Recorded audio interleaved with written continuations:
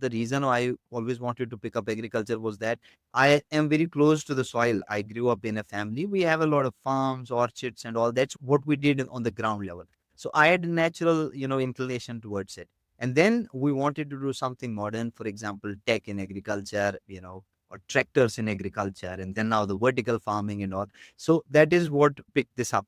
But besides that, I think how we generally do it that we first of all focus on specific regions. Say, for example, for us right now, Africa or Middle East are the key areas, key regions. So Tahir Abdul Bari, founder and CEO of the TAP Group. Thank you so much for joining me on the Vertical Farming Podcast.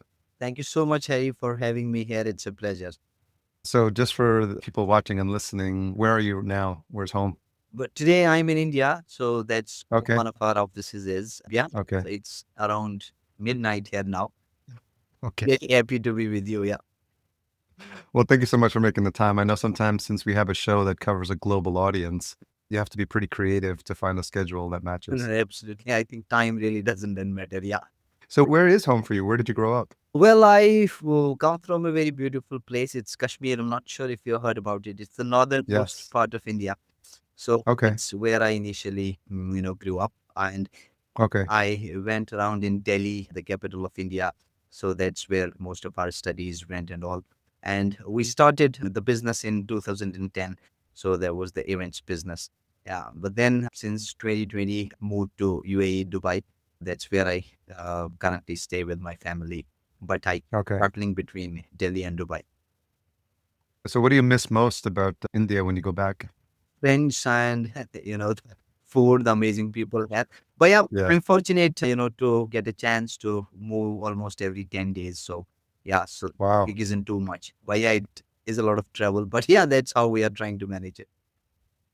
So I was looking at part of your CV and you've got some experience in business strategy, but I'm curious, like, how did you get the idea or, what was going on in your world for you to come up with the idea of creating an events company? It's a lot of work. Well, I think it has been always exciting. I grew up, people who had some sort of interest in events. So that's, I think, where the initial spark went. And then I had an opportunity after I completed my business studies, and I had an opportunity to work in a events company in Mumbai here in India. And I think after about a year and a half, one of my other cousins, he was based in London, and he was also working in an events company, and then we planned to start something of our own. So that's how all the journey started. So around 2010 we ventured. It's a very exciting industry, to be very honest. I mean, but it's very challenging. It's tough, it's challenging, but it's very exciting and very satisfying as well. It has been a roller coaster ride, for us, but we've learned a lot of amazing things during this journey. We met a lot of great people, very inspiring people, who keep encouraging us. And yeah, but at the same time, you get a lot of opportunity to travel, to meet new people, to, know about new cultures.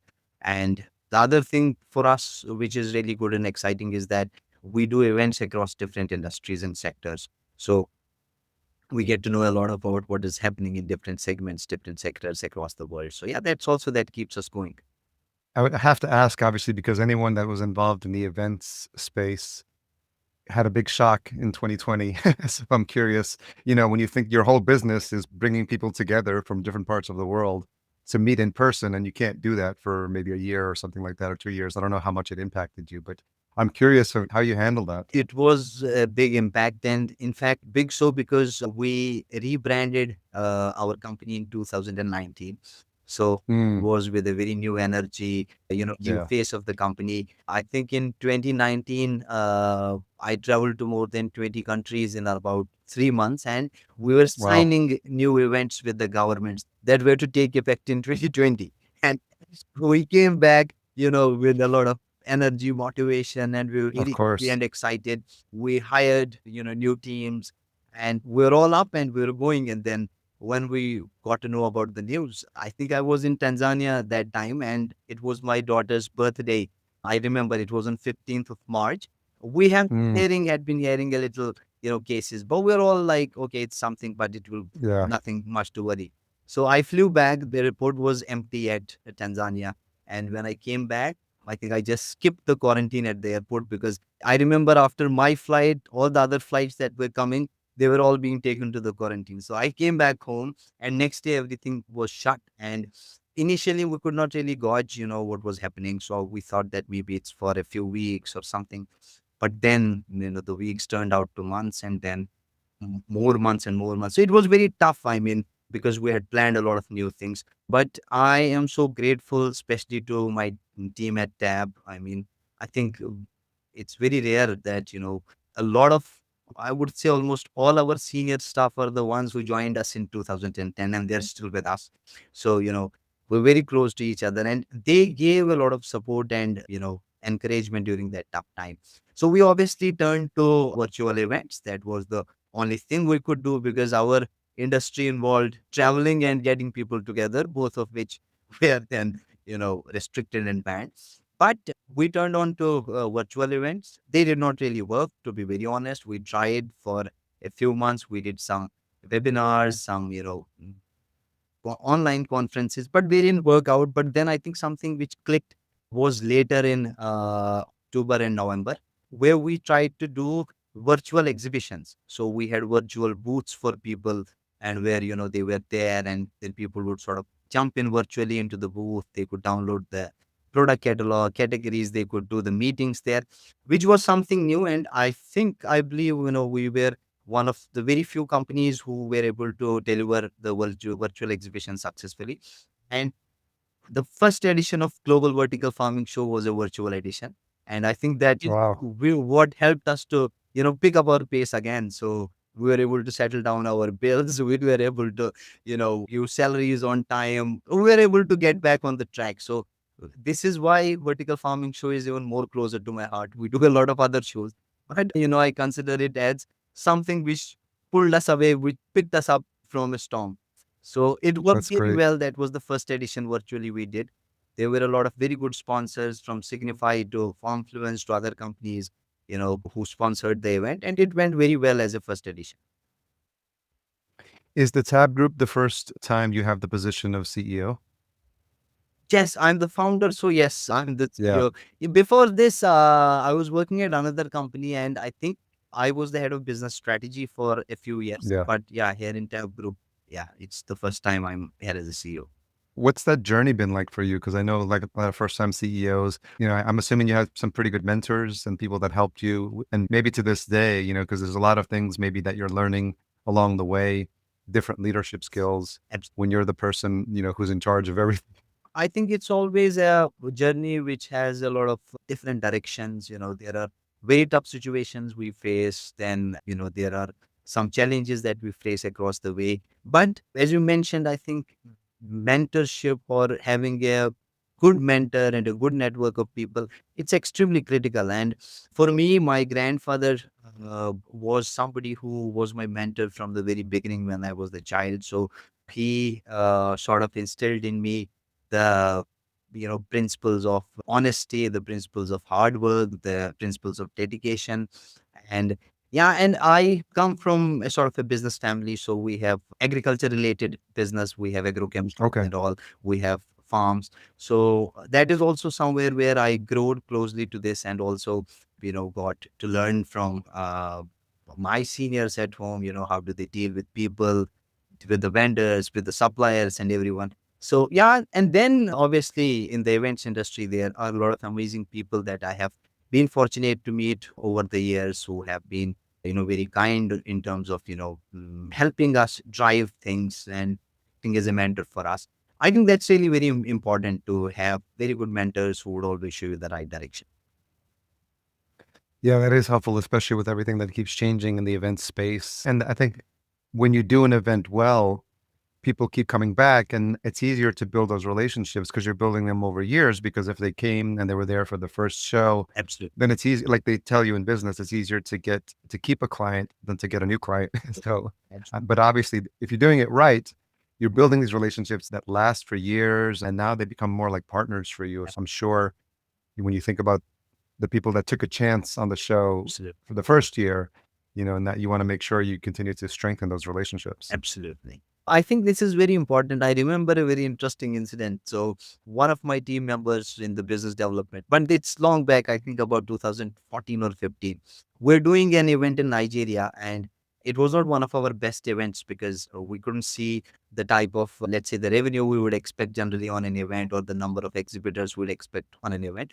And I mean, we were just trying to see how we can, break even at least. So this guy came up to me. He said that, we have so many very good clients who believe in us, who trust in us, who have been with us for so long. But then I said that, you really need to be very careful because this is a new market for us, and, this is a new event for us. You really want to risk it. But he said that I want to be very honest with my. So he had a client. It was a very big company. They have been sponsoring our other events in other regions for a very long. He picked up the phone, Yeah. said that, listen, my friend, we have been working together for so many years. I have provided you very good value in all the events. You have already paid us well. This is an event, and I want to be very frank with you. This is not working for us. Right? I want you to come as a sponsor. We need this money now. But then obviously they agreed on a few things that, okay, let us do this for you. We'll bring ABC number of people. We will make them meet you at the event. But Sure. we're very honest with them. And we said that this is how it is, but I don't know. I wanted to give it a try. They signed up, they paid us the money. We reached the break even. We did well later on, closer to the event. So I Yeah. think these things are equally important because it's always, from both the sides. We have always tried our best to give as best the value as possible because we Mhm. understand in events, especially, there are a lot of people who might come to a specific country for the first time. It's not just the event or, the networking or the business. It's also equally important, maybe somebody's coming for the first time, helping them find a good hotel, helping arrange a few things for them, ultimately trying to make their lives comfortable and easy. I think that equally plays a very important role. And for me, I believe that is where most of the relationship is developed, even, better than how it develops on the day of the event where you are actually talking business. So yeah, we try our best to help them as much as we can. Yeah, that makes a lot of sense. And I think when you're in the event space, people think about the actual event and the people that they're coming for that specific to learn about that specific industry. But it's almost like you're also a spokesperson for the region, right? Because there's people that coming out of the country, they may be coming, for the vertical farming show to Dubai for the first time. So it's almost like the experience they have at the event is a reminder for them, or it's how they feel about what their experience was like in that country as well. So it's almost like the added pressure of just making sure that, newcomers to the country are welcomed in a way that makes them feel good. Absolutely. So I'm curious, so folks that don't understand or don't know Tab Group, can you just walk us through what the different events are? Yeah. So, see, generally our core forte is into agriculture. Vertical farming is one of them, but we do Africa Agri Expo, which has been up and running for 9 editions now. This year, we're going to do the 10th edition. So, we do in different African countries, for example, as I said, Nigeria, Kenya, Tanzania, and other countries. So, that is one of our important shows that we do. We do a global glass show, so which is on the glass technology and all. We do logistics and cold chain expo. Again, that's a very introduced it last year. So this year it's the second edition happening in Dubai. Again, a very niche event. There aren't a lot of events on specifically cold chain technology. So that's what we're doing this year. Then in addition to that, we do medical, healthcare, medical technology. So these type of events. But our main areas of business are mostly into Middle East and Africa. That's where we're focusing most of the time. How do you decide what industry to get into in terms of an event? It's interesting. Like, I didn't even know that there was an industry about glass, even, and you have a whole event, just for that cold chain, these really niche. You've got Print Pack Tech Expo too. It's like very specific and very niche. Is there some like research your team does or to see like what's growing, or how do you decide? Because it takes a lot of effort to I put an think event on. there are three ways generally this can happen. There's no formula, honestly, or we cannot say that okay, this is something new and this is where we want to go into the next. Yes, of course, there could be AI, there could be, let's say, robotics and all, which we know is something emerging and coming up. That could be one of the ways for people to do and then focus on that. But besides that, I think A could be your previous experience or where you closely feel with. For example, for myself, the reason I always wanted to pick up agriculture was that I am very close to the soil. I grew up in a family. We have a lot of farms, orchards, and all. That's what we did on the ground level. So I had a natural, inclination towards it. And then we wanted to do something modern, for example, tech in agriculture, or tractors in agriculture, and then now the vertical farming and all. So that is what picked this up. But besides that, I think how we generally do it, that we first of all focus on specific regions. Say, for example, for us right now, Africa or Middle East is other key areas, key regions. Then we sort of try to find out a specific country where we're looking at three or four sectors. We work on mining. We used to work a lot on mining. So we shifted our focus a little now, but that is something which is on the radar. So let's say infrastructure, IT. So we have a team of people who would come up with these ideas. We have a framework, for example. We have already picked up a few countries or the regions, and let's say about 8 to 9 industries around which we want to do. That's mostly because we have expertise, we have networks in those specific industries. Then they would sort of, do research. They will talk to the governments. They will talk to the governments who would support us on those events. We will talk to potential sponsors or companies to see how what their feedback and reaction is. So yeah, that is a sort of a process. But I think generally there is no specific formula or there is no framework. It's mostly the gut that you sort of get a feeling that okay, this is something that can work. And for me as an events professional, I think everything I see, I want to make an event around that. So yeah, so it's always open. I can relate to that because I think about podcasting. When I see niches, I think, well, maybe we should do a podcast about that. So maybe there's a potential for a partnership we should probably talk about or something. Because I think we think the same way, but just within different directions. When you look at an event, I'm sure you have to also make a tough decision sometimes. If maybe the first one or the second one, if it's not working out, you probably have to decide if, do you want to continue? And because it's obviously an expense to do that every year. So do you come across like that thought process of like saying, hey, we have to really look at the numbers and see if this is still makes sense to continue? No, absolutely. I think that's also very important. And these are the decisions we probably have to take one day or the other, because there's no point dragging along something, which is A, not useful to you as a company, not profitable, and C, also not useful for the people who are coming. Because people come with an expectation of, for example, a sponsor pays us something, or even somebody is traveling from a different country coming in for an event with a specific set of expectations, and we're not able to meet those. Then okay, for the first time, it's okay. We understand. And the people who sign up, they also understand there's a sort of a risk associated. It's the first edition, but they still, anyways, go up and they sign up. But for the second time or the third time, then it's a very different situation because you already know what's happening on ground. You know practically what is happening. So, yeah, I think, and I'm not saying we never have had, we have had a few such experiences where we had to sort of scrap off a few events, probably, especially those which didn't actually fall in our specific domain of work or in our specific domain of expertise. But there have equally been events which we launched for the first time thinking that we're just trying to see how it works. And now they are annual events, they're working very well. So yeah, it's a sort of a game that keeps happening.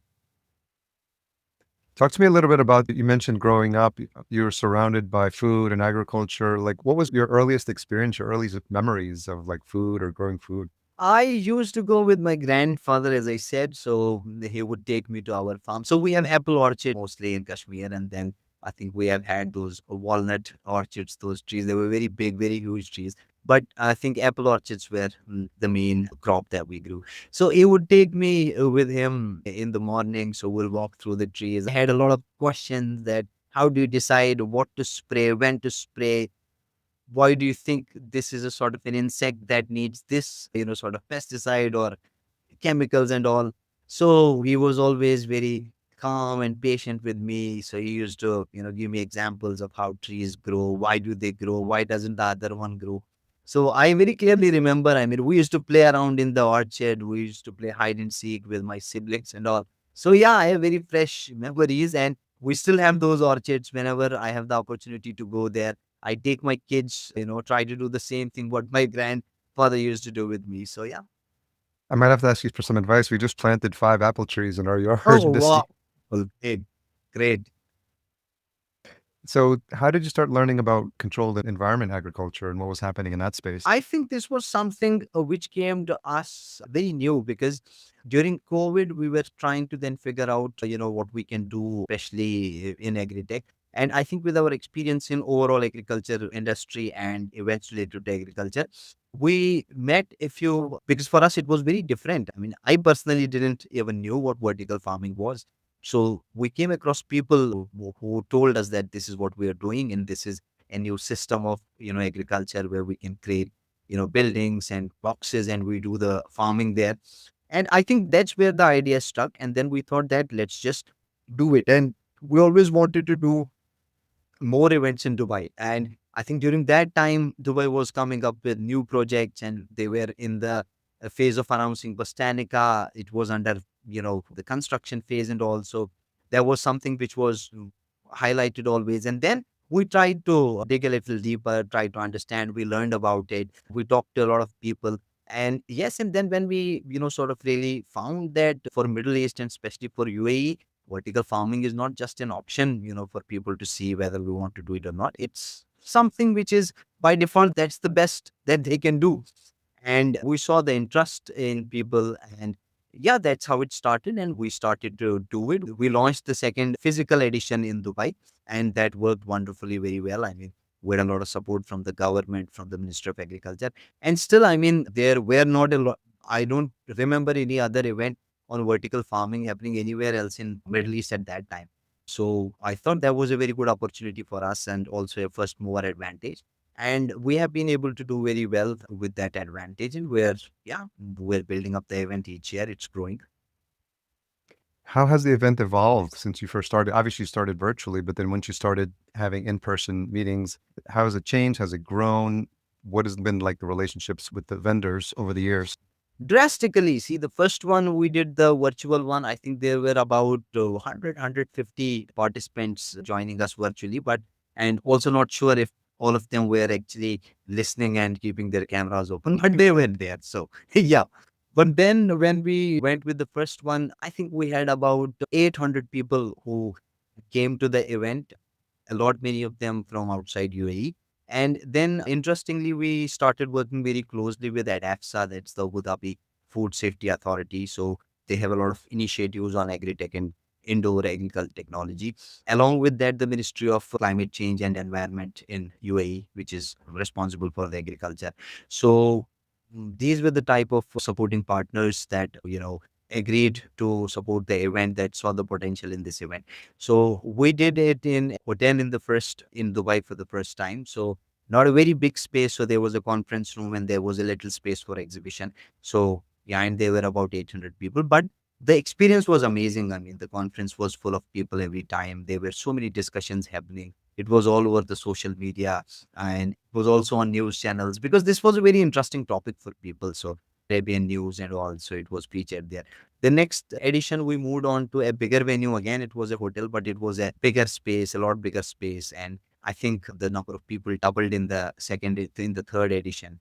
And yes, I mean, the size started growing and all.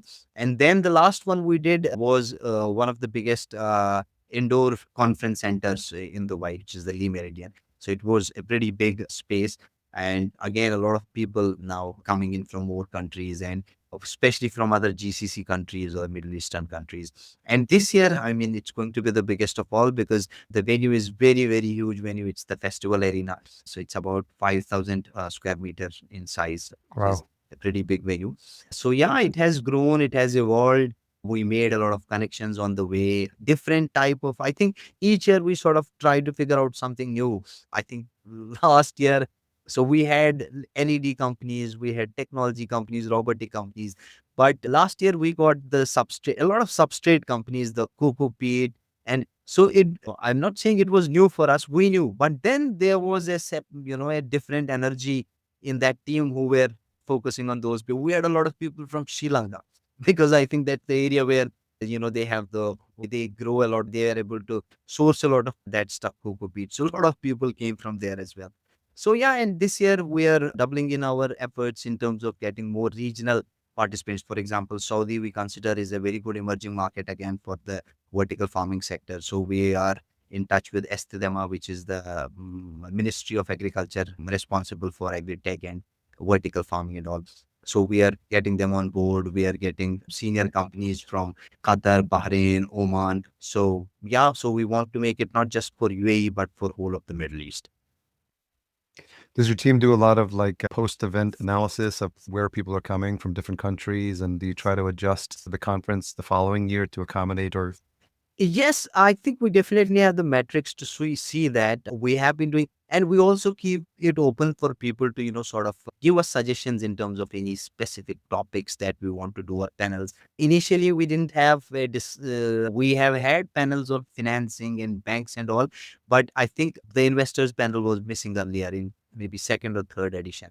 But then in the fourth edition, so this was the feedback from a lot of people, and it's always good because they don't just suggest, they also help you in finding out the people. So they had connections, they had network where they were very good investors who were specifically willing to invest in agri-tech or indoors and all. So they got us connected with them, and next year we had a wonderful panel on investment opportunities. So amazing investment companies and firms and funds who came to the event. So yeah, I think that's also very important, always important to have a good feedback from the clients, yeah, and open feedback, which will always help us to improve the events.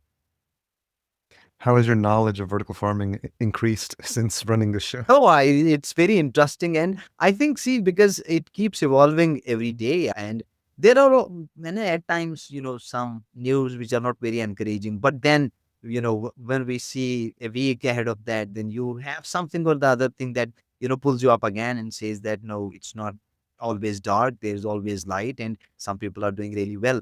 Overall, yes, I think I've sort of tried to learn. And now I can relate to when I go to the grocery shop in Dubai and I find out those cherry tomatoes and I tell them that, okay, I mean, I know where it's coming from, how it's grown, how do they look so beautiful. So yeah, you sort of relate to it then as well. And yes, I mean, it always gives us more opportunity to learn in more detail.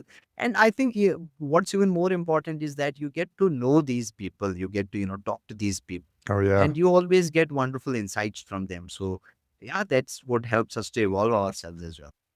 It's been interesting for me because when I go now, I'm more aware in in the grocery store. Like I used to not pay attention, and just everything just comes from California here in the States. But you start to realize that travels 3,000 miles to get there, and now you pay attention. Oh, from a greenhouse, locally grown, hyper local. These things start to become more important, and I guess the journey was the same for you. Yeah. Yeah, yeah. I mean, you try to relate things, you know exactly where it's coming from.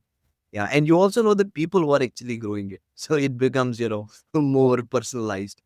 And so, how do you think about when you're in the show? Do you try to make all these events? I see a lot on the calendar, so this is probably why you're traveling all the time. Traveling, I mean, events and traveling, it's something you cannot separate. So yeah, it's not always easy. There are days where you really look forward to, travel and to go. Then there are days when you really want to shut down everything. You don't want to travel. But I mean, we try to cope up with things. Then also having little kids. I have 4 kids. So having little kids around and not being available for them every time, it's a little challenging. But yeah, I think as they grow, they understand how things happen. And then we try to spend as much quality time as possible when we are around. So yeah, traveling is a part you cannot skip that. So I'm used to taking flights at night, waking up early morning, yeah, then having a 2 hour sleep and then trying to freshen up quickly. So yeah, that's part of how it happens. So I'm very happy with that. It's not a big challenge. All the more reason to probably be eating healthy and eating healthy food. Yes. I'm curious because you have 4 kids.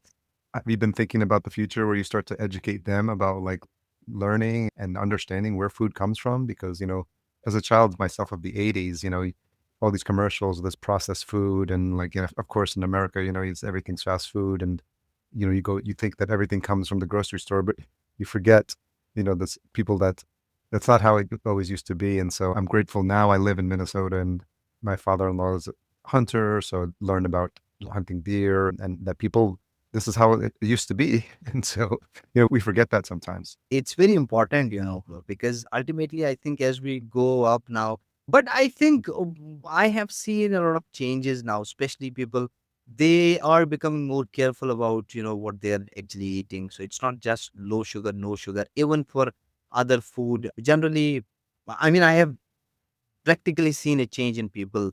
They realize that this is not something which is sustainable. This is not something we can continue doing. So they are becoming more health conscious. So yeah, that's a positive change for me to see. While yeah, we can see that. Obviously, what's interesting about running an event and specifically with the Global Farming Show, you can tell almost like the state of the industry based on which vendors are coming back or, maybe, oh, we don't have any more money or, maybe the LED is big one night or like you're saying, like the cocoa peat is big one year. So it's almost like you have a gauge based on the types of companies that are coming in to see which sectors in vertical farming are doing well. Absolutely, and also, I mean, at times it's also a little I would say surprising and heartbreaking. We have had some very amazing companies who came up, good sponsors. They were able to meet good partners here. And 2 years later on, when we, spoke again, they said that we have closed the business. So, which is again, I mean, not just because they paid us the money or we want them to come again, but it's something we know those people who were so fascinated, excited about what they're doing, really full of purpose. And then I mean, the business couldn't sustain. So, yeah, I mean, we get to encounter such experiences as well, especially in this, but mostly in the other sectors. I mean, there are businesses who have been running and up for 50 years, 60 years, they're still going on. But this is something where we see such changes happening. But at the same time, we also see a lot of experiences where we, sort of get inquiries from people who say that we have recently set up this business and we want to expand it in Middle East. So 1 year back, they were not in the business at all. We know that they were not in this business, but it has been 6 months, and we get a lot of such inquiries as well. So again, I think it's a mix up of things. But yeah, it gives us a fair idea about which sector is doing well. Even for example, when we talk about LED sort of lights, which is a very important sector, we have big sponsors who come up with the light. We see a drastic change in the line of products that they are launching or featuring at the event. So every year they say that the one we were featuring last year, it's almost I mean, it's gone now. They are not we're not selling them anymore because this is more advanced and this is more energy efficient and all. So the previous year's product line is gone out of the shelves. It's not there at all. So we see a drastic change in these things as well. And the model is different because obviously in the States, a lot of the revenue comes from the ticket sales. And what I noticed, like when attending events abroad and specifically in the Middle East, and I think Green Tech is the similar model, it's almost like a free ticket or a very low $20. And can you talk a little bit about the pricing model for events? And I'm sure every region is differently, but maybe for a global No, vertical farming see, show. we do have two mostly running sort of models that do. One is a conference focused event where conference is the main focus. And then maybe on the side, we might have, let's say, 10, 20 exhibits on the side where the sponsors would exhibit their products or their it's a ticketed event 100%. So let's say we charge per ticket. Each delegate pays the ticket to come up and be the part of Okay. it. The another type of events that we do, it's an expo focused event. So the revenue is it comes in from the exhibition area, the sponsorship modules and all where people have the exhibits, they have the booths, they have the branding, sponsorship, original.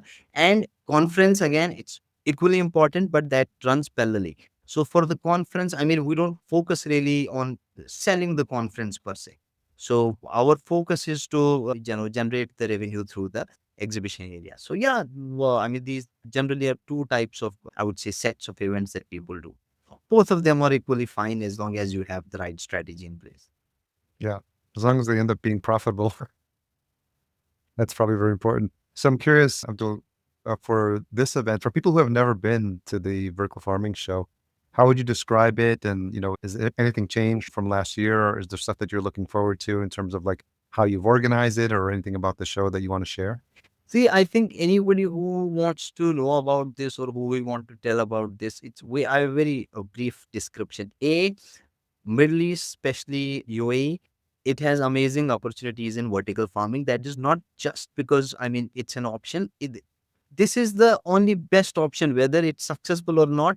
But this is the only best option they have. They don't really have another, a lot of other options. So this is something which will be the key focus of the government more and more in coming time. So they will definitely come up with more and more such projects. They will invest in such projects, and they are doing it all. So A, it's a segment which is bound to grow each year. And number two, the vertical farming show. I mean, happy as I said in the beginning, as a first mover, we tried to do it. This is the largest and the only exclusive vertical farming event in the region. There is no other event which is specifically focused on vertical farming. So if there is anything related to vertical farming, I'm very proud and at the same time humbled by the support people have given us to be part of the show, which really brings the complete ecosystem together. For this year, definitely we are moving to a very, I mean, almost double the size of the last year's event. So Wow. we expect this to be very big. And as I said, we are doubling down on the people coming in from the other Middle Eastern countries, especially Saudi Arab, Bahrain, Qatar, Oman and all.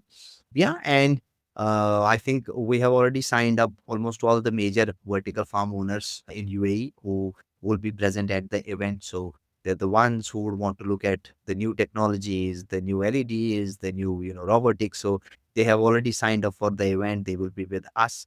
And this year we are also developing a growers pavilion. So where we give opportunity for the farm owners to maybe, showcase what they are doing successfully, how they are growing successfully, and what can come up as success stories for other growers as well.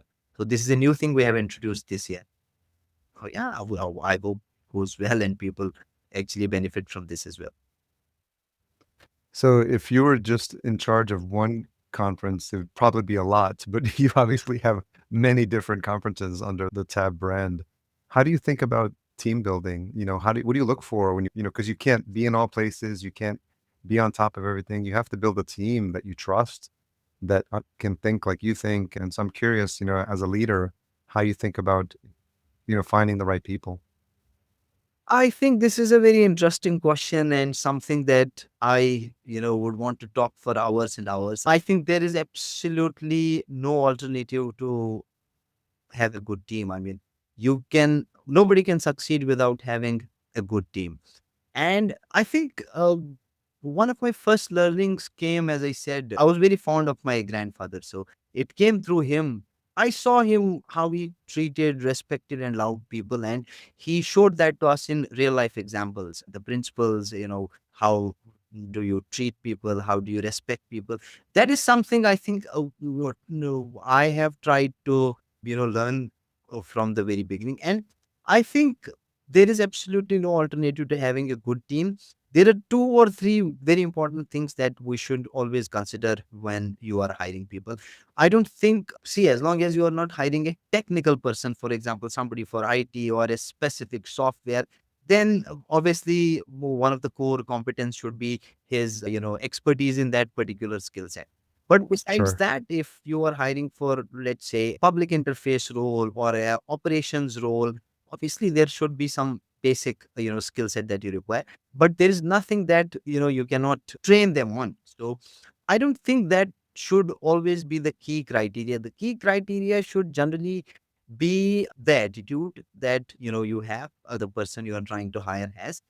And above that, does he really fit into your culture? Because then it becomes very challenging. For example, if my Mm, style of management is, extremely employee friendly, as an example, and I hire a manager who might not be so friendly or who is not comfortable, then it's a mess because you try to take things in one direction, another person tries to take in another direction. It's very tough.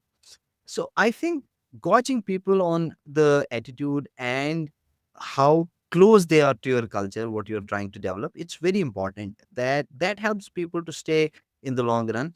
And I am very thankful. I mean, as I said, all my heads of most of my department, the sales head, the production head, the operation head, these are the guys we picked up from the campus. So they were graduating. So they oh, at wow. graduation, we hired them from the campus and they're with Okay. us ever since. So I mean, it's something I'm always very happy about, but that doesn't mean that nobody leaves us. There are people who probably say a nice goodbye to us as well.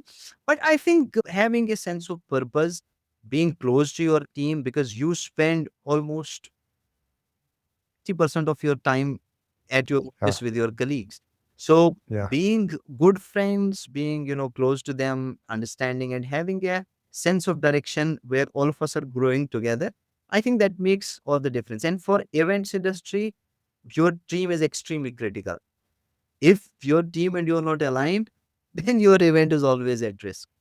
That's You true. will find Yeah. somebody dozing off on the stage and the mic is not working, because that is where, they would not connect with you. They'll feel that, okay, this is our job. I did it and now I am tired. But if you are aligned together, he or you will not sleep until you finish off everything, until you are very, satisfied with what is happening. So it's very critical. Yeah, that hiring is so important, and hiring people from straight from the campus is smart because they don't come with any bad habits. You can train them well from the beginning. And also this idea, like you said, at an event, there's so many moving parts and there's no way you would be able to like be in every room, watch every stage, be at the door when people are coming in, see that the food is being prepared.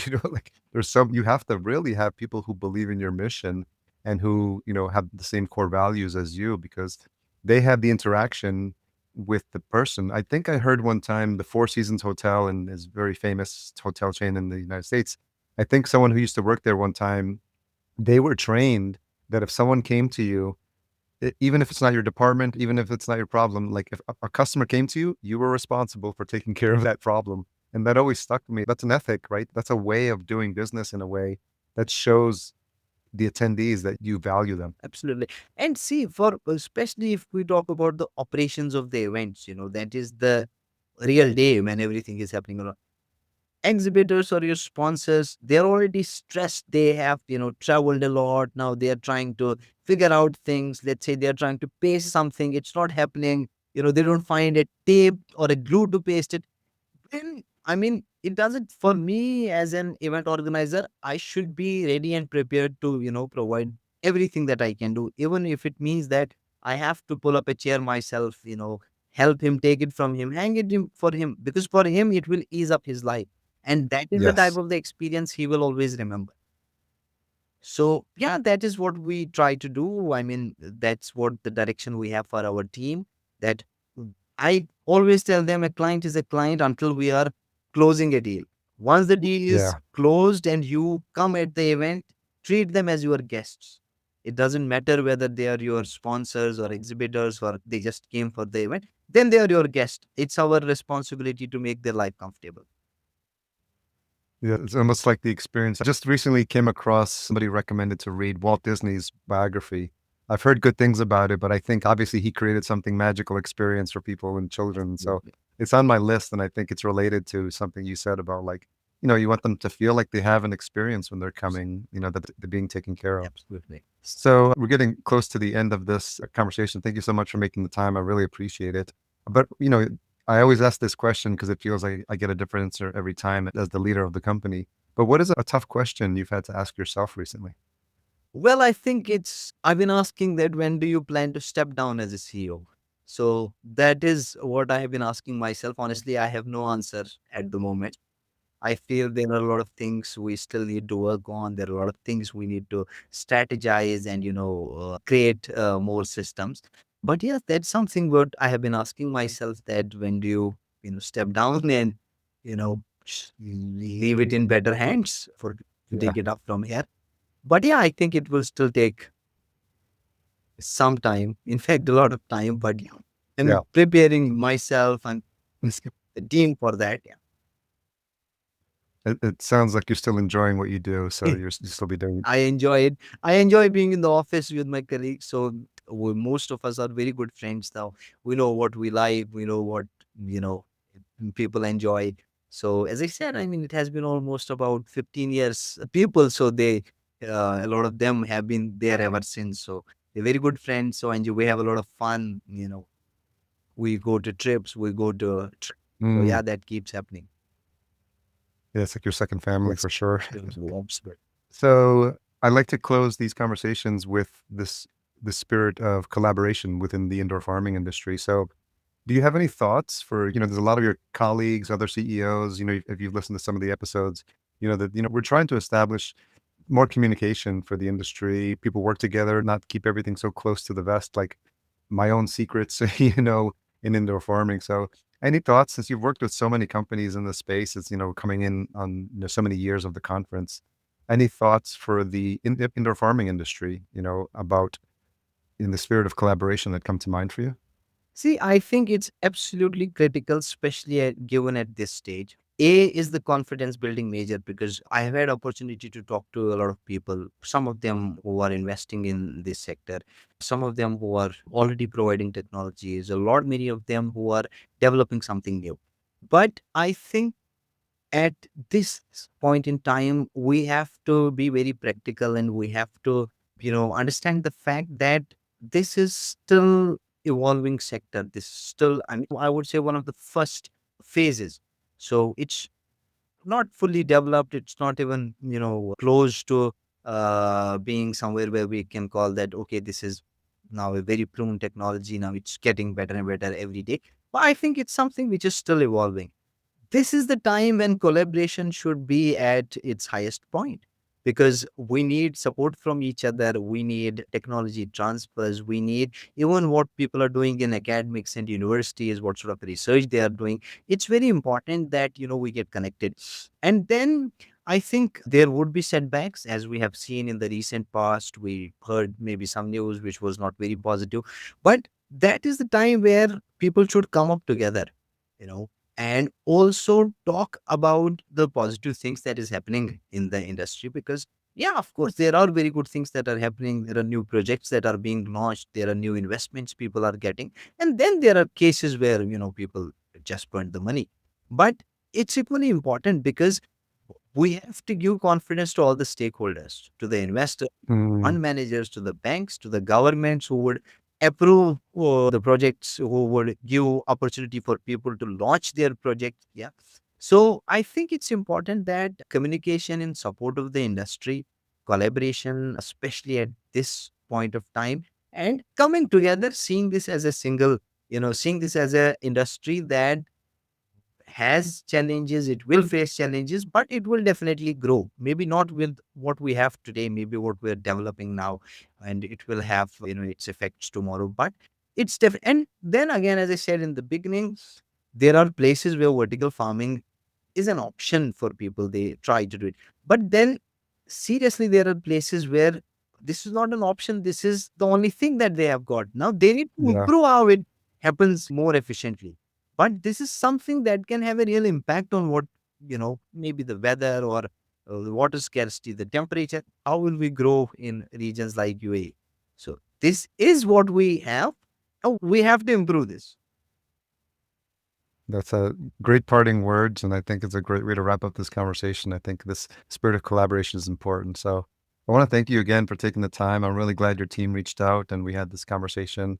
It's so interesting to see how early you were in the space because you can tell something that I thought is funny. You can tell by your ability to grab a domain like Vertical Farming Show. Like, well, if you, that means you were early, like I did with this show, verticalfarmingpodcast.com. So like, it's interesting to see being early and also seeing how it's changed. I've learned so much just from these conversations, and I think it's been the same for you. So it's been so fun to hear your background, also your journey, and how much of an influence your grandfather was. You don't think about it sometimes, but when you look back, you're like, oh, you put the pieces together, and you see how all paths led to where you are now. So I really am glad you shared it, and I think you're doing great things, and you have the right mindset, and you've built a fantastic team, and it shows in the quality of the events that you're running. So we'll make sure we have links to Vertical Farming Show in the show notes. Anywhere else you want to send people to connect with you and your team?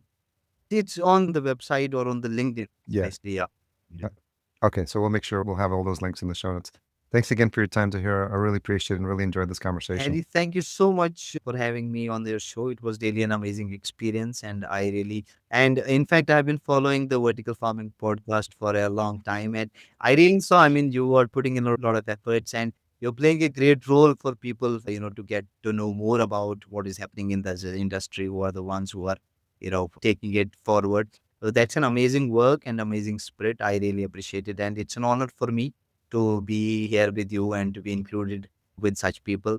So thank you very much, and I'm very glad to invite you to Dubai for the Vertical Farm Yeah. show. We can talk about it later in detail, but we'll be very glad to have you there, and Yeah. we can catch up there as well. Appreciate your time.